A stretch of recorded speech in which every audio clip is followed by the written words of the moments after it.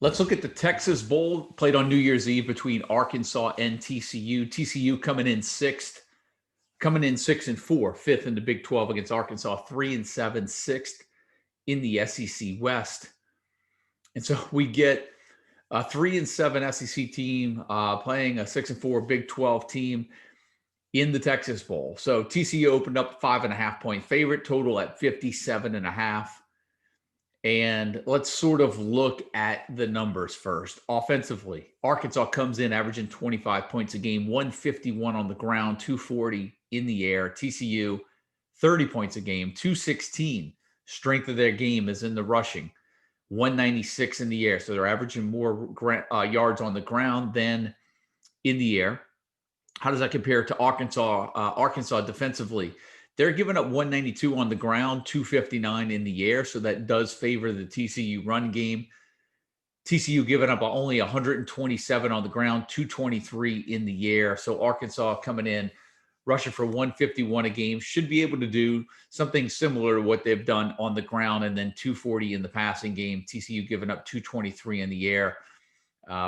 So I think Arkansas may be able to do some things. I think that, what their strength is, mixing up a lot more in the passing game. However, they will get Felipe Franks back, who should be ready to go for this bowl game. So that is a big boost to the Arkansas offense. But the defensive numbers suggest that TCU, the strength of their offense is the running game, should be able to do what they want to do against an Arkansas run defense that's given up almost 200 yards per game on the ground. Now, let's look at the schedule. We know that Arkansas has played Georgia.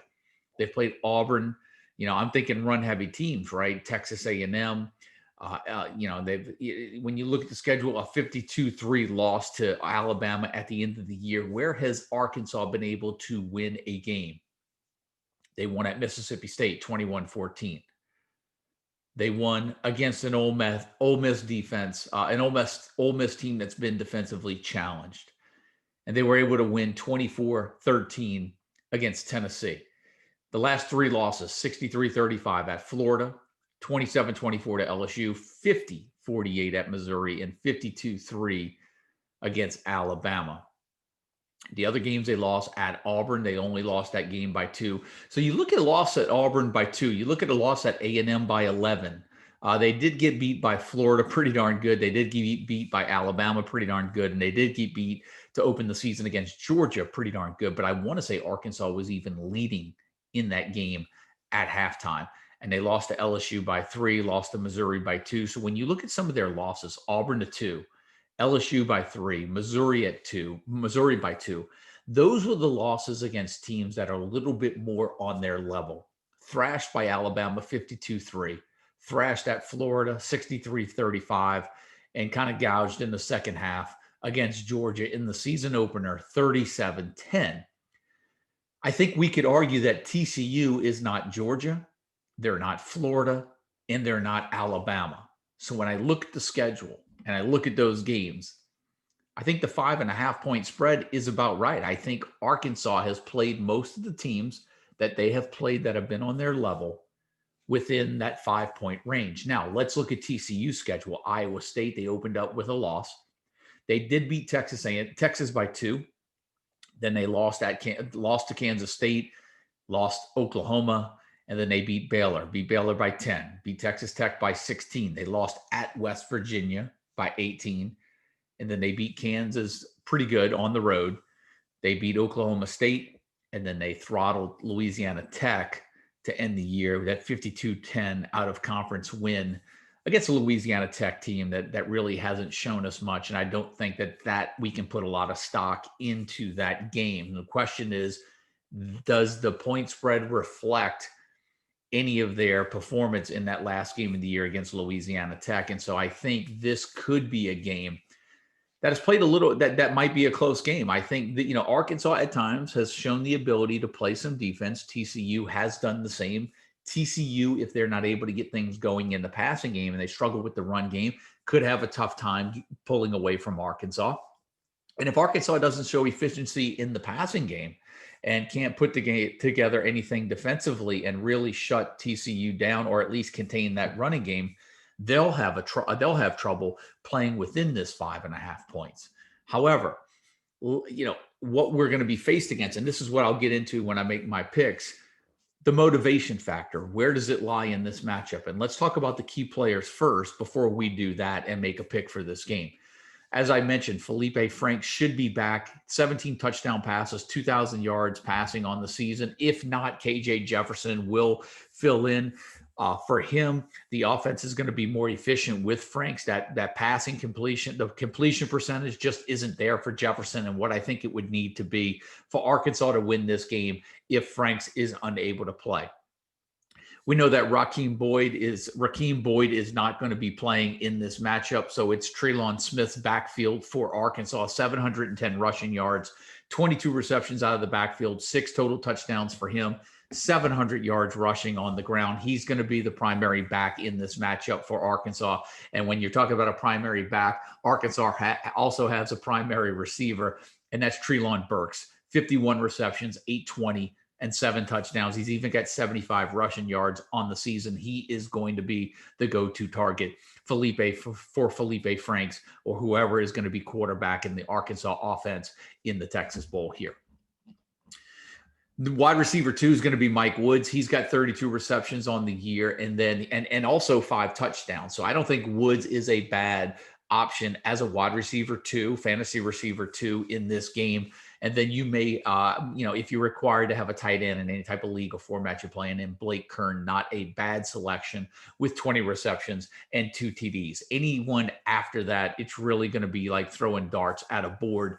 I mean, obviously, I've got Trey Knox included in the key players just because of his upside if he's able to get any type of playing time based on the availability of either Burks or Woods or even Kern for that matter.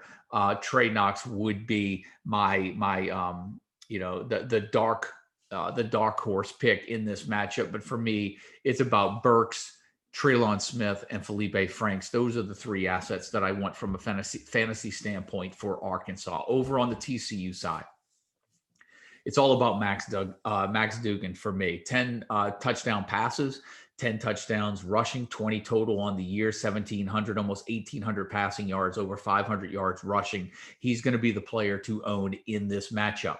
When you look at the TCU backfield, they've been able to do it by committee this year. Darwin Barlow, Zach Evans, Kendre Miller, Amari DeMarcado.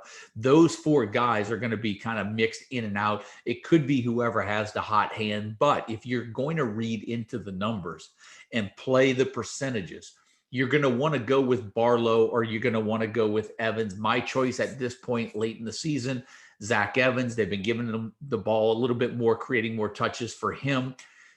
That's a good sign for him. See if he can springboard into 2021 as the feature back for the Horned Frogs. He's got 54 attempts, 415 yards. He's almost got as many rushing yards as Barlow, who's got 428, who's got 19 more rushing attempts. They both have 4 TDs, which leads the team. Kendre Miller doesn't have a rushing touchdown. I'm sorry, he's got 2 rushing touchdowns. And Amari DeMarcado does not even have a touchdown to his credit. 199 rush yards, 110 receiving yards. So for me, I'm going Zach Evans, choice 1, Barlow, choice 2 in that TCU backfield. As far as receivers go, Tay Barber was the feature receiver at the beginning of the year. I find that Quentin Johnson has been more productive down the stretch. If I had to take a TCU receiver going into this matchup against Arkansas, I'm going to go with Quentin Johnson, who not only has 22 receptions, which is 9 fewer than Barber, but he's got 487 receiving yards. So his yards per catch is up there. He's got 2 touchdowns on the year. Tay Barber's got 31 receptions, only 318 yards and 2 touchdowns. He's barely averaging 10 yards a reception. And then you've got Darius Davis, maybe Pro Wells. TCU is going to work a lot of guys in at receiver as well. But I do think that Darius Davis and Pro Wells may be the 2 next best valuable fantasy players in this matchup. But for me, I would go 1, 2, 3, Max Duggan. I would go Zach Evans, and then Quentin Johnson in the passing game. Those are the key players, and 1, 2, 3 for the TCU side. For me, let's look at picks in this matchup. I've already mentioned that, the games against Arkansas, against teams they've played up to their competition, they have played close games. TCU has shown the ability to win against decent teams. and then also lose against other teams and get beat pretty good, as the 24-6 loss at West Virginia showed us, right? The loss to Kansas State early in the year, not that bad. Kansas State was a good team back then. The loss to Oklahoma, not a bad loss. The loss to Iowa State, not bad. They lost two of their four losses. Two of their four losses were against teams that actually played in the Big 12 championship. And then the other loss was when Kansas State seemed like they were going to be a pretty good darn team. And then the other loss was at West Virginia on the road later in the year, 24-6. When I look at this game, every time I look at the schedule and I try to compare these teams side by side, everything inside of me is telling me TCU, TCU, and TCU. They seem to have momentum on their side. Arkansas on a 4-game losing skid, but Arkansas also able to play teams closely that have been on their talent level. I have to tell you, there's no way I'm going to pick TCU to lose this game. The only thing for me and where I'm struggling with is against the point spread. Initially, when this came out, I looked at it and I said, looks like an easy cover for TCU. And then I started changing my tone a little bit and decided that Arkansas plays to the level of their competition. I think they might have enough to make enough plays and keep pace in this game. I have to tell you, 5.5 is right at about the number that I put it at. And if this game moves either way, I'm tempted to jump on to go against the other way. I think this is a line that's going to hold pretty steady. It's a good line. But I have to tell you, I'm a little bit more worried about which Arkansas team shows up. Is Frank's definitely going to be able to play? I think they drop off significantly if he doesn't. And my hesitation on picking Arkansas to cover is just because I worry about whether or not Franks is 100% healthy. I know that Dugan is for TCU, and I feel like it doesn't matter about their running backs. It may not even matter about their receivers, because it's such a committee that if the TCU defense does their job and Arkansas doesn't have the right pieces in place, that's an advantage to the Horned Frogs.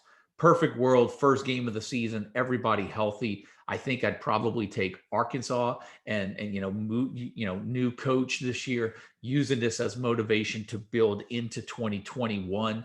But I think from what I've seen from the health standpoint, I'm going to side with TCU. Long-winded way for me to basically say I'm picking TCU to win. I'm going to pick TCU to cover.